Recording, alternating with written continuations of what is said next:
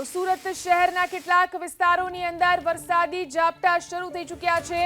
અઠવા, પીપલોદ, વેસુ સહિતના વિસ્તારોની અંદર વરસાદ, અડાજણ, પાલ, પાલે પોઈન્ટ સહિતના વિસ્તારોમાં પણ વરસાદ। તો સુરત શહેરના વિસ્તારોની અંદર પણ વરસાદનું આગમન થયું છે। સુરતના અલગ અલગ વિસ્તારોની અંદર વરસાદ વરસી રહ્યો છે।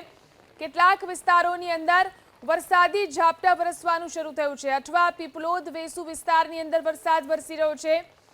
અડાજણ, પાલ, પાલે પોઈન્ટ સહિતના વિસ્તારોની અંદર પણ વરસાદ છે। ફરી એકવાર વરસાદી માહોલ જામ્યો છે સુરતની અંદર પણ। સુરત શહેરના કેટલાક વિસ્તારોમાં વરસાદી ઝાપટા વરસી રહ્યા છે। અલગ અલગ વિસ્તારોમાં વરસાદ, અઠવા, પીપલોદ, વેસુ સહિતના વિસ્તારોમાં વરસાદ।